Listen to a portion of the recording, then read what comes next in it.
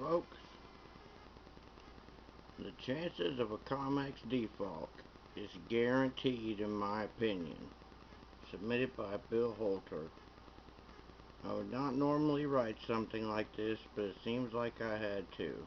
Last week, Bob Moriarty of 321 Gold wrote a story with the exact same title and came to the conclusion is zero. He began his article by saying, so anyone telling you COMEX is about to default either doesn't have a clue as to how commodity markets work or they are deliberately lying to you, end quote.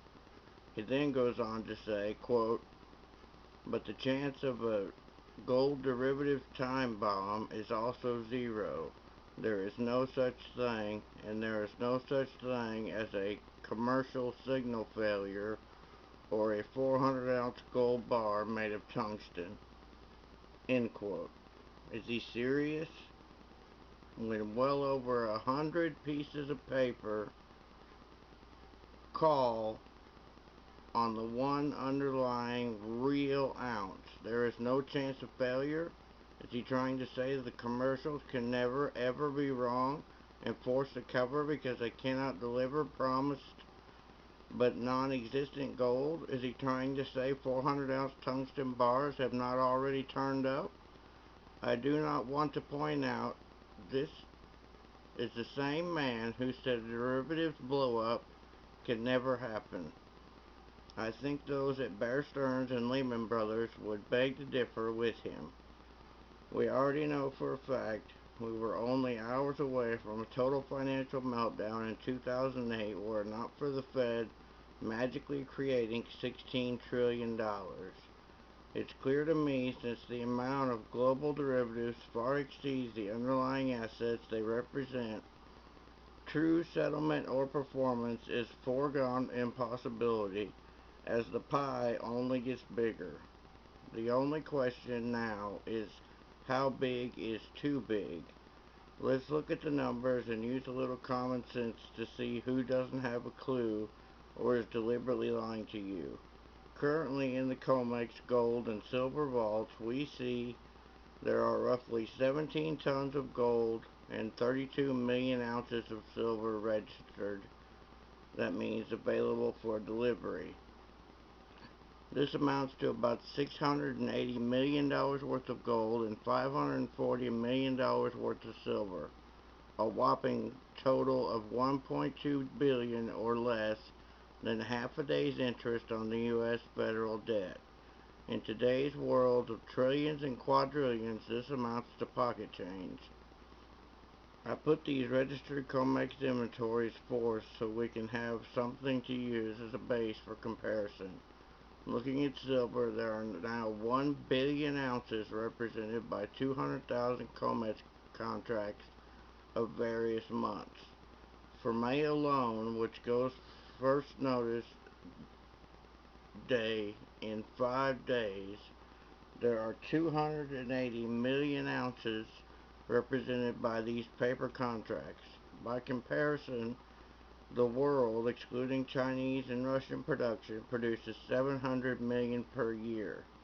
So we have a market with a claim to 32 million ounces that prices, for now, a market which produces 700 million ounces per year.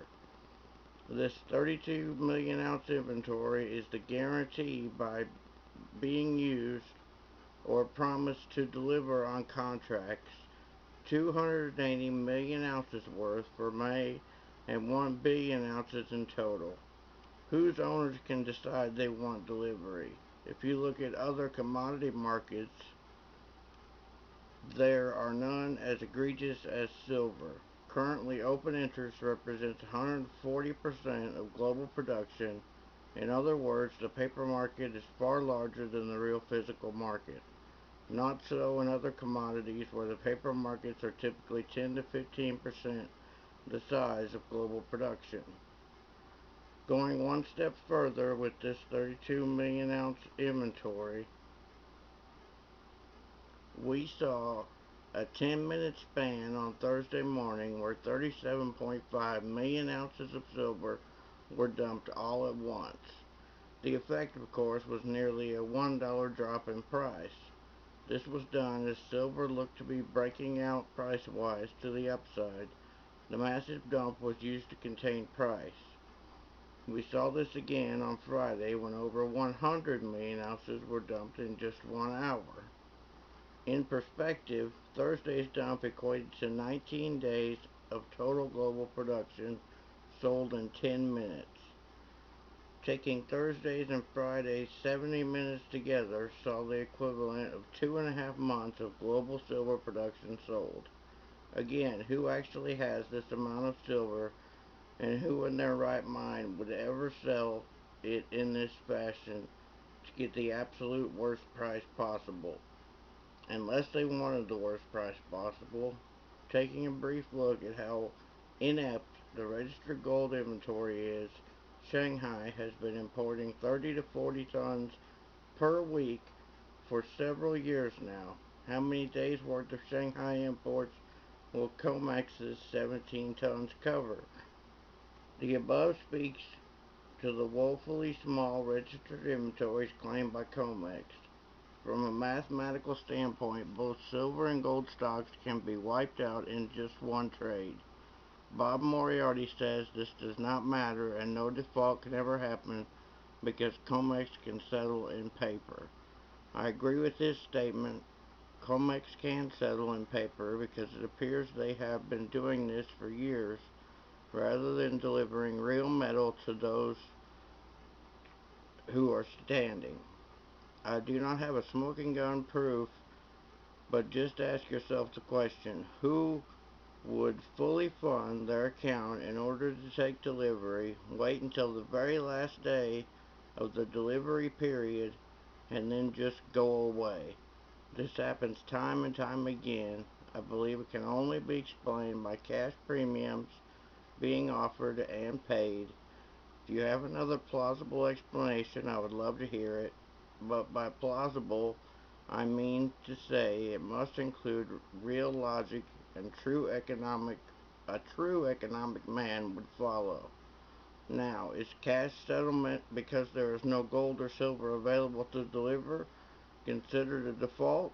According to Bob Moriarty, the answer is no. I would simply ask you this. If COMEX can only settle in cash, then what exactly is it that you are trading? Of course, what value is a contract which cannot perform and deliver the product you are supposedly trading? It is for this reason I have said for many years we will end up seeing a two-tiered market where there is one price for the paper derivatives of gold and silver and another higher price for the real thing. In fact, we are already seeing the early stages of this with gold backwardation, particularly in London. To finish, until recently, we were told that all markets were rigged except for gold and silver. But we were just nut job conspiracy theorists to think gold and silver markets were rigged. But now we find out we weren't nuts after Deutsche Bank admitted guilt and paid a fine for rigging the London fixes. The fine, by the way, was not small potatoes. It was $5 billion, or roughly 5 times the dollar value of what COMEX claims to be able to deliver.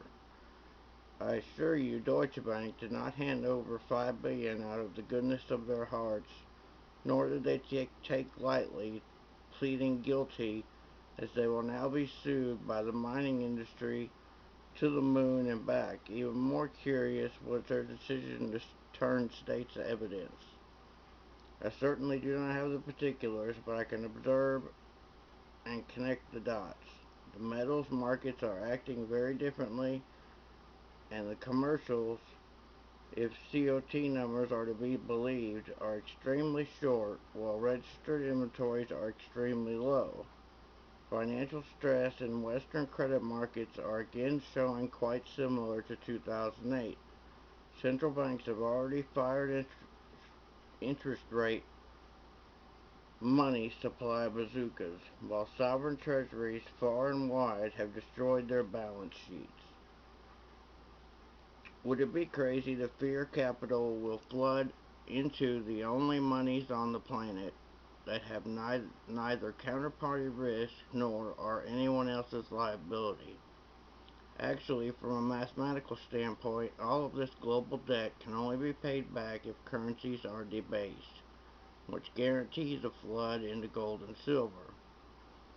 Would it be considered a default if the U.S. had to print so many dollars that it took 1 million of them to purchase a cup of coffee? In the situation where COMEX inventories get cleaned out, isn't it the same thing as a bank in the old days running out of gold?